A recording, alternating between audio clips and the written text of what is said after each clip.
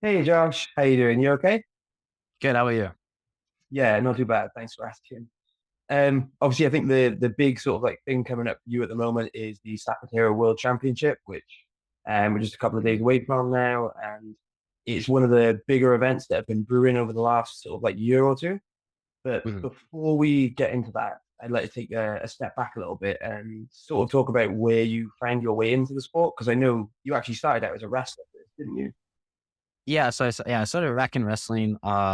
Because I come from a wrestling family. My brothers started wrestling when they were pretty young, and then when I was born, I kind of would just end up doing it with them.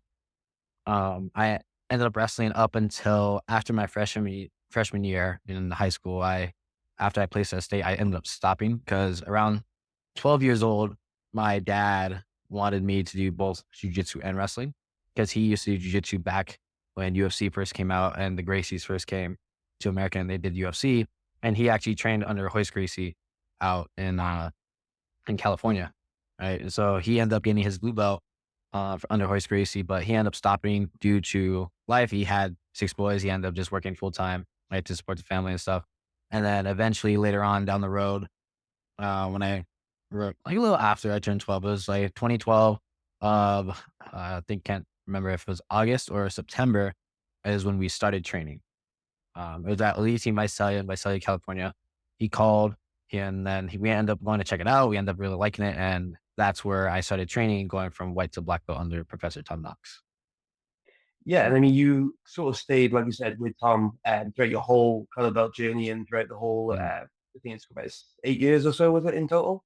Oh yeah. Yeah. So I was with Tom Knox up until very end of 2020, very beginning of 2021 is when I moved into wanting to move in together here in Arizona. And now I currently train here in Arizona under Professor Kishino.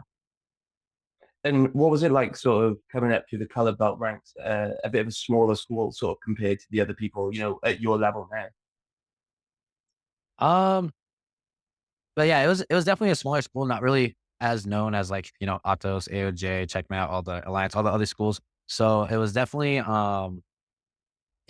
challenging, right? Because I still had really good training partners at the gym, but it was at the point to where I was either older than them or they were way older than me. There wasn't really many people my size and my age kind of competing at the same time as me.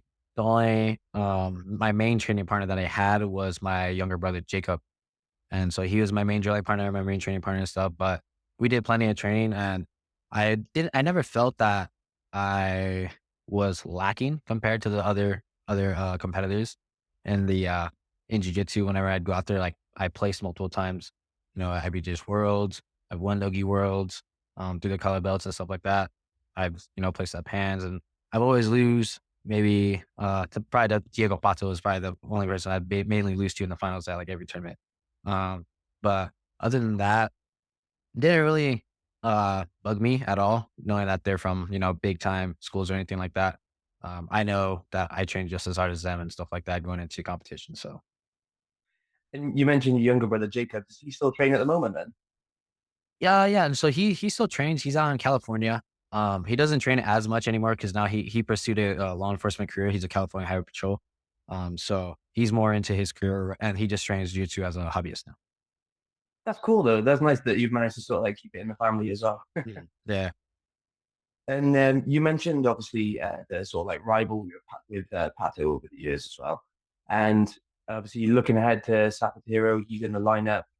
Would you say he's sort of like because from my perspective, I would say you are one of the favorites to take home the title, really.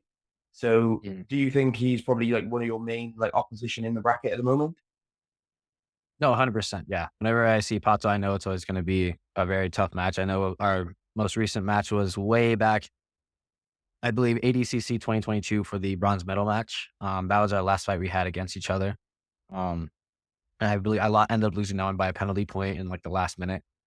So I know anytime I fight against Pato, he's going to be a very, very tough match. It's hard to kind of get things going on him. So yeah, he's definitely one of my main guys I'm looking forward to fight. And is there anyone else in particular in the lineup that stands out to you as a sort of like tough opponent that you're expecting to face in the later rounds, kind of thing? Oh yeah, I mean, there's a couple other guys, like two others I know will most likely be tough. Is probably a rematch with Ethan Palestine and Gianni Grippo. I had two really good matches with them. Johnny Grippo at the ADCC 2022 trials, and then Ethan Krellestein, my first match at ADCC World Championships in 2022. Both of them were super tough matches. I had both matches went into overtime. I luckily ended up getting the submissions on both. But I think those guys would definitely be definitely on my mind as well, kind of leading into the tournament. And is there anything you're doing in particular to prepare for those specific matches, or are you taking more of like a general approach to the tournament itself kind of thing? Yeah, it's kind of hard to kind of focus on certain people because I don't think they're not releasing brackets till later. So it's like I don't know who I'm going to be fighting. So I'm taking more of a general approach, kind of just working on my own game, working to implement my game and enforce my game into the when the match starts. So not really trying to focus too much on just a single person because you never know how the brackets turn out. You might have someone completely different. Yeah, and I think especially with any sort of like tournament like this, even your opening round match, same as you've experienced at ADCC, even if they're maybe not the favorite to win the bracket, there's still going to be a high level competitor that you can't really overlook, can you? Yeah, no, for sure. This bracket's pretty stacked already, so there's going to be a ton of really tough matches kind of leading up to the tournament. And you mentioned obviously the two performances at ADCC because you've had 2022 and 2024. Now you've placed top four both times. Is there anything that you've sort of taken from those performances at ADCC? Because I would say they're your like biggest sort of like Mhm, stages you've competed on so far. Is there mhm. anything you've taken from them to sort of like move forward now over the past couple of years? Just the experience in the rule set because this tournament is going to be ADCC rule set. So I think I've definitely gained a good amount of experience and knowledge of the rule set. Um, Still learning. It's a very vast rule set. There's a lot of different little technicalities and stuff within the rule set, trying to still kind of keep up with. Um, just because I kind of switched going back and forth from ADCC to IBJJF rule sets, so I think I've gained a good amount of knowledge, especially from doing those tournaments at the highest level. So against high level competitors. So I think I have a pretty good knowledge over the rule set. So I think I can kind of help that to my game to kind of strategize for my opponents. Yeah, and like you said, with Sapateiro being under ADCC rules as well, that's another opportunity to sort of test yourself under that rule set against the competitors as well. Yeah. Yeah. So it's definitely as like another test because 2026 ADCC is coming out, so this is also just another. I know it's 100 grand. It'd be very awesome to win that 100 grand, but this is also just to kind of challenge myself and test myself in that rule set against some of the top guys in the world. And can I ask, because I've noticed for me, sort of like watching you over the last couple of years, I really first started to become aware of you when you had that ADCC Trials run, sorry, where like you said you fought Johnny Grippo in the semis or quarterfinals, I think it Hmm. was. Um, but since then, I've noticed your like competitive appearances have kind of slowed down a little bit. You were sort of like really, really on it every every couple of weeks. You were out there from like 2020, 2022 kind of thing, and then since then it's been a little bit slower. Is there any particular reason for that? Well, as of right now, I'm running Roots BJJ. So now, just for this year in particular, it's kind of just running the gym and trying to compete at the same time. I really haven't started competing this year because of just kind of mainly just focusing more on the gym. I'm still training continuously. It hasn't like stopped anything, but yeah, the appearances. It's just more so that I'm just waiting for main events that kind of like this, just more big stage events. This is what I'm trying to focus more on, especially in the nogi scene because that's in my mind, that's where all the money is right now, for jiu-jitsu. There's plenty of nogi events kinda going out on right now that has a lot more money than in the gi. Um, so my main focus right now is more just kinda like either super fights or just, more major events and stuff like that. So and I kinda focus more towards, like events, kinda, 2026 ADCC, that my mind's kind of focusing on that. I have 2 years to prepare for that. And then whatever kind of major events I can get in between. I do plan on doing Nogi Worlds at the end of this year as well, because that one's a very good one to kind of do as well. And then anything else that kind of pops up. I mean, hey, if CGI, they want to put me on the Misfit team, I'm down to do that as well. But just trying to look for more events that are just kind of for Nogi and just kind of more money events. Yeah, well, I'm glad you mentioned that as well because that was the kind of like main storyline leading up to ADCC, the whole rivalry with CJI and the massive amount of prize money that came out of that as well. But you were one of the unfortunate few where the weight class you're competing in kind of Oh, yeah. didn't really suit Yeah, yeah. the PJI weight classes. And is that something that you're sort of like well up for now then this year? Oh yeah, 100%. I wish they did individual. I don't really like, me personally, I don't really like the team fights as much. Like I'm always most confident in my own abilities. I don't like to kind of like, kind of put the results of a tournament onto someone else. I'd rather be the one out there fighting because I know it's like, okay, I know I can put it on for myself. That's why I kind of like more of the individual style tournaments like they did in the first time, like last year for CGI. I wish they had that for as a lower weight class, like a 66 kg or even maybe a little bit higher. I'd be still be down to do it. But yeah, unfortunately they had like a weight class super high up to where I wasn't really enticing for me to do. I was like, okay, it'd be nice to probably go, but these guys are freaking huge. I mean, you have like Lucas the Hulk Barbosa in the lowest one. That guy's huge. Tommy Langaker, that guy's big. Like Levi Jones was looking huge too in that tournament. So yeah, there's a lot of big guys. So if they get like a weight class for smaller guys like me, then I would definitely do it. Is there like an upper limit? Because obviously you do 66 kilos for ADCC, but I'm assuming you probably quite happily go to like 70 kilos, that sort of thing. Is there any higher than that you go, or is that kind of about it? Yeah. So like usually when I compete, like this weight class is at 160. So like right now I'm walking around at like 170 pounds to 175. Like I can do, that weight class, but the guys they're cutting way more than like, so they're going to be bigger. So I'm not going to be fighting guys who are like 180 pounds. They're going to be fighting guys like 200 pounds if I do that weight class. So, I usually try to fight at, the 70 kilos because that's where I feel my best at. I do, kind of have to suffer a bit more to make 66 kilos, 145, but I don't, stress too much about that at all. I can definitely make the weight, but, um, 70 kilos is where I'm most enjoyable at to compete and kind of just where I feel my best at. Yeah, and I think that's a common thing in ADCC because the weight classes are so far apart. There's 11 kilos between each one. I think there's quite a lot of guys that are in that position where they're kind of too small for one weight class, and then it's really hard to get to the next one down. Yeah, yeah. Oh, yeah, for sure. Like, luckily for the last ADCC, it was only one weigh-ins. 2022, I had to weigh in 3 days in a row, which it sucked. It sucked really bad. We're trying to make 66 kgs 3 days in a row. But thankfully for the past one, 2024, I only had to make weight once. And so I was able to rehydrate. Everyone was able to rehydrate and just kind of feel at their best. And I felt super strong going into the tournament. And it kind of showed out there on the match. Yeah, 100%. Because I mean, you won the first two matches, and obviously after meeting Diogo, wasn't it, semi-final, went into the bronze medal match, and unfortunately, you didn't get a match with Owen Jones. Obviously, he got injured in his semi-final. Is that a Yeah. match you would look forward to doing again as well, like on a major event sort of thing? Yeah, I would love to try to look for a match against Owen Jones on any major event. So if there's another organization that kind of wants to book that, he's very entertaining. I'm pretty entertaining myself. I think that'd be a awesome match. I always say like I don't want boring matches. I hate having the whole guard pool is just kind of sitting there, kind of doing nothing. Like I want to have entertaining matches. I tell people as soon as I'm not having fun in jiu-jitsu, I'm gonna retire. My main goal is competing is to have fun, to have good matches and scrappy matches. Whether I win or lose, I always just want to have good match. That's a good like outlook to have as well, because I think not only does that get you sort of like across to like fans a lot better as well, because at the end Hmm. of the day, that's what people want to see as well is entertaining matches. But as well, I think it sort of like garners attention from other promoters. And Hmm.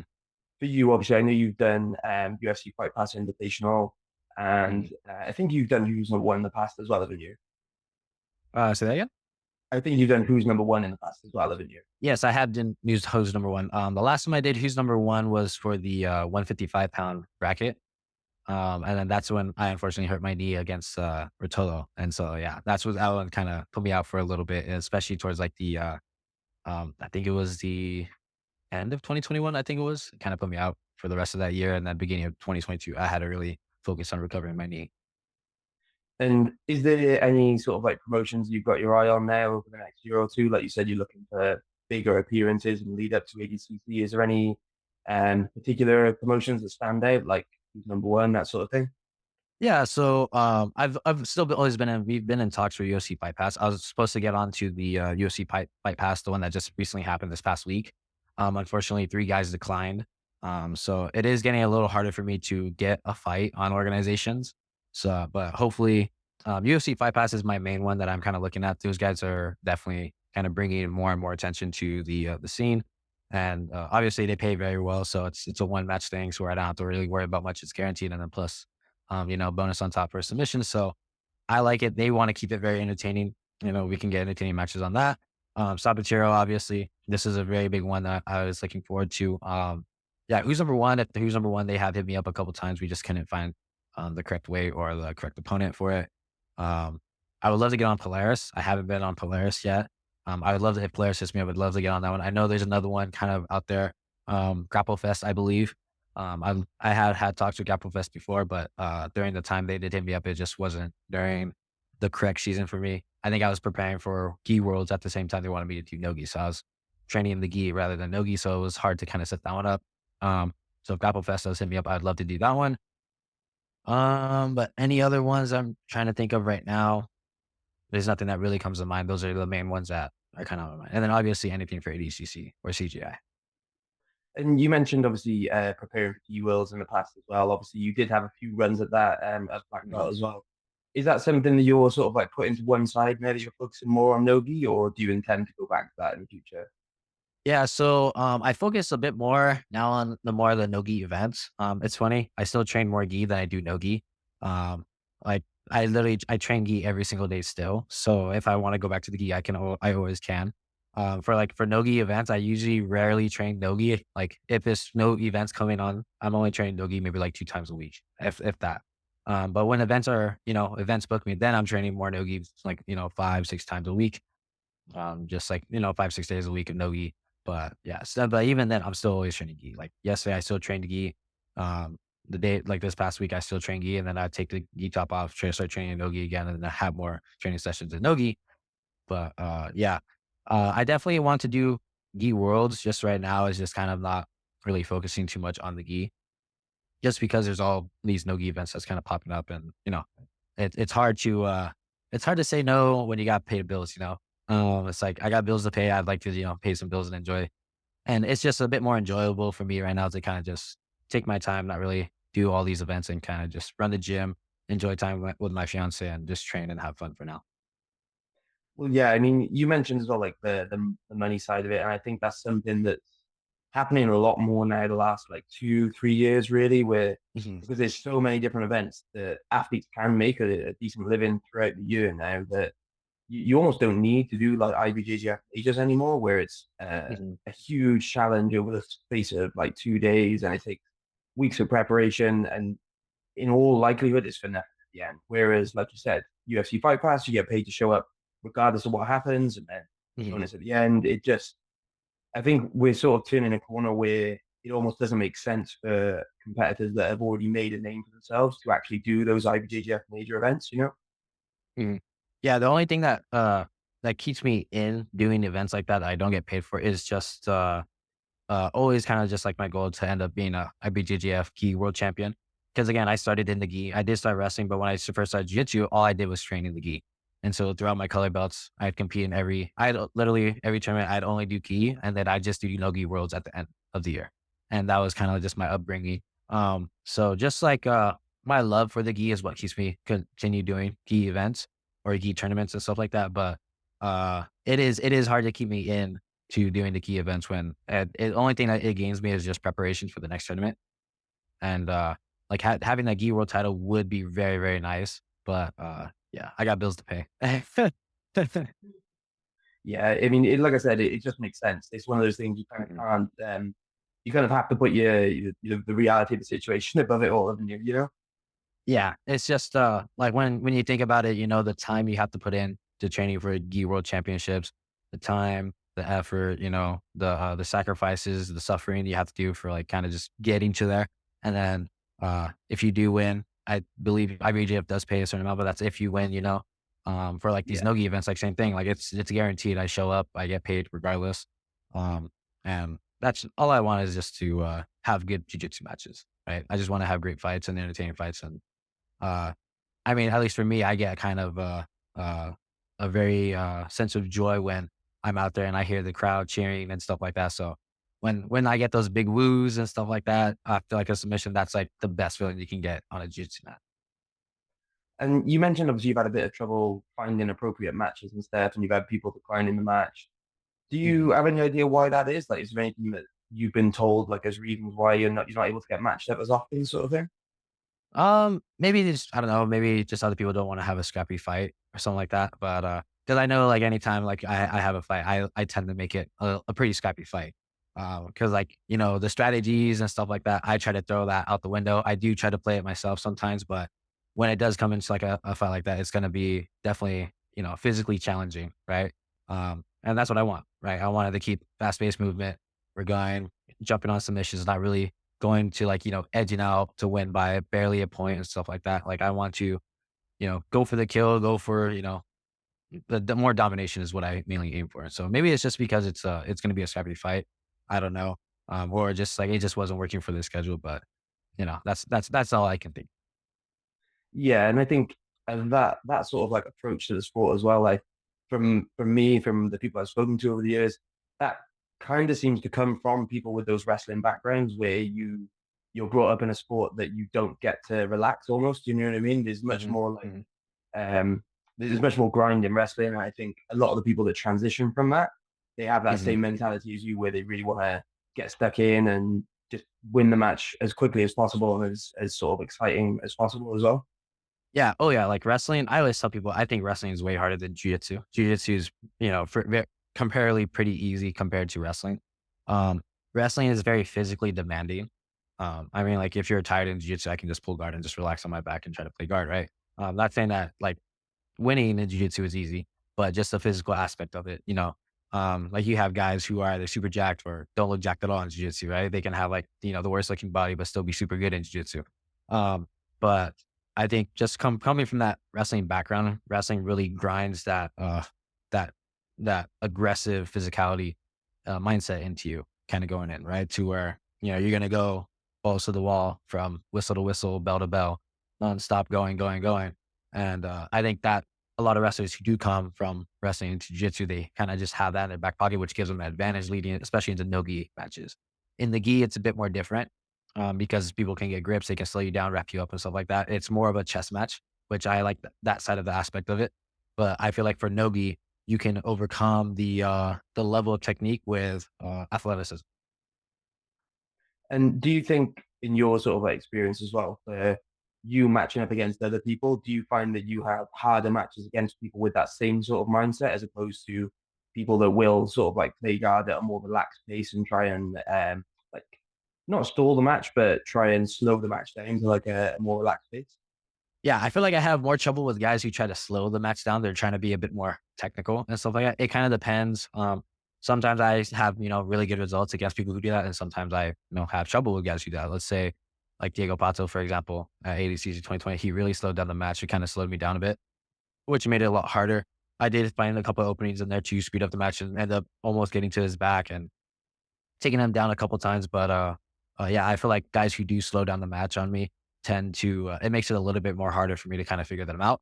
Guys who kind of are more open, who want to be more physical, I feel like they create more openings for me to take advantage of and capitalize on that. So I mean, I try to keep this all the time. If we get into openings and scrambles and stuff like that, I always end up on top of the scramble.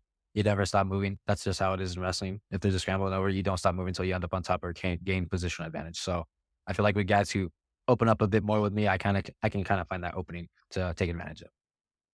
And I think this will be something that a lot of people who sort of like starting out in the sport might find interesting as well. But where that sort of like ability to just win scrambles and sort of continually fight for top position, do you have any like specific ways of training that you actually find help develop it either in you or in the people that you're teaching at the moment? Um, no, I don't have a specific way of training it. I just have, my mainly thing is just doing rounds, right? I do rounds. I play my game. I do a second round. I play my B game, my C game, my D game. So I have different games I play. Usually on how I'm feeling is determine what I'm going to be doing during the rounds. Right? If I'm tired, I would just full guard and just start playing more like leglocks and stuff like that. If I'm like, all right, let's get a bit more physical. I have a more physical guy kind of rolling me. Then I was like, okay, let's wrestle. Let's kind of push the pace, push the cardio and stuff like that. Um, but I don't have a specific way. I just kind of show up, can do my things, and what I'm trying to work on is what I'll work in throughout the rounds, whether I get it or I, fail at it. Um, and that's I just kind of try to put myself in more uncomfortable positions where that I think I'll find myself in matches is just putting myself in maybe those bad positions, and leg entanglements and stuff like that. Is what I worked on a lot. I fell into leg locks before, at let's say the trials against Keith Cornea as he'll hook me before. So I did a lot of work just on escaping and countering heel hooks, and that's helped me, in the long run, just from defending. Because every time I fight in nogi, especially at the smaller weight classes, there's a lot of leg lockers in our division. So it has definitely helped me with that. So just kind of fighting and training in just kind of situations that I'm not usually doing myself has helped me a lot. But usually I try to stick, especially when I go to matches, I stick to my A game, which is wrestle, be on top, heavy passing, kind of just passing the guard and taking the back and getting submissions from there. And just being a bit more submission oriented is like I try to find myself, whether I'm on bottom or top, just try to be some more submission oriented. Well, I think that's one thing that you have as a good strength. And personally, from watching like different matches at ADCC, I think that's something that shines through is you are a very well-rounded competitor. So, like you said, you can pretty much work from all angles, and it's something that most people, like you said, it's 66 kilos. There's a lot of elite leg lockers that don't really aren't as good at the other side of the game. You know what I mean? Hmm. Whereas Hmm. you really develop into someone that can do both sides of it equally well, and at least even if you don't necessarily beat them at their own game, you're at least on a level field there, and then you can, like you said, get back into where you feel more comfortable. Yeah, yeah. Like, I mean, like, I'm not the best at wrestling. I think I'm okay at wrestling, especially for jiu-jitsu. But if I do get taken down, I don't mind playing guard at all. I think I kind of showed that, especially like against Kenny Maciel at the 2024. Like, I even started playing false sweep and stuff like that, and ended up getting on his legs just a tad bit there, just trying to just try it. I was like, okay, And that was actually, I think that's probably one of my only times I've ever actually tried doing leg locks in the tournament. Is that's like entering leg locks myself. I've never really tried entering leg locks myself too much. I've usually countered them because people try to entangle my legs to slow me down. I would counter leg locks, but I've never actually tried to put myself into position to attack leg locks myself. Um, but yeah, if I get swept, if, I can play bottom. It doesn't matter to me if I'm on bottom or top. But just my preference of where I feel most comfortable is just playing top and just kind of just putting on the pressure on top. Well, you mentioned obviously attacking the legs yourself rather than not relying on, but rather than working off the attacks and countering. Is that something that you worked on during the lead up to ADCC 2024? Was being a bit more offensive yourself in that position? Yeah, so, like, leading up to 2024, I did try to practice a bit more leg locks just because, it's always gonna be there, right? A lot of people are practicing for the wrestling aspect. I felt like I already have that aspect, so I need to practice for something I don't have as much, and I don't think I've ever even submitted someone with a heel hook or anything like that because I just don't really go for it, right? But I did have a couple chances to go for it. I did have a couple counters in the most recent ADCC, so I'm very happy to see that I've improved in that aspect of it, and I still have been training more leg locks just to kind of gain my knowledge and stuff like that. Because the more knowledge I have of it, the better knowledge I have to defend it as well. So that's just kind of my thought process going in for that training part of it. Yeah, I mean, it definitely works. And I think it's something that you see, like I said, with wrestling as well. Now that it's become like a more of a focus in the sport, is the level of wrestling is getting slowly better, but then Hmm. it's also making people better defensive wrestlers as well. I find like people like Hmm. yourself that have always had that background. I noticed that it's getting harder now, you know what I mean? Like the Yeah. levels rising a little bit. And Mhm. is that something you've sort of felt yourself out there as well? Yeah. I feel like there's a couple guys like Diego Hayes. He's freaking super tough to take down. He has very good wrestling and takedown and stuff, and especially defense is very hard to take him down. A couple other guys, it takes a bit more. It's a lot harder to take them down now, but I can still kind of find my way. There's just certain guys who's like super hard to take down. So and then they start to put their own, rest attacking for wrestling in their game. So I have started practicing a bit more counter wrestling, right, and counter attack. So every time people get into the same leg as me, I think a lot of people will know me for doing the sumigaishi. Right, as soon as they get into a single leg, I've done that plenty of times. I like doing that, flying triangles and stuff like that. I like to just shoot off submissions from, whether it's standing or on bottom, is just be more, counter attacking with submissions and stuff like that. And is there anything else that you've been working on now in the lead up to Sapateiro that you're willing to share at all? Just more on the points aspect, just making sure I can get my points and just kind of being a bit more, strategized kind of leading up to the tournament. Because again, that's so like I was saying, like the technicalities of like the rule sets and stuff like that. It's like sometimes I still have little misunderstandings like with the rules, like, oh, I thought this would be, points, but it's not points, or, certain positions. So just kind of just studying a bit more of that. But other than that, my training hasn't really changed much at all. It's been the same training since, I started. Fair enough.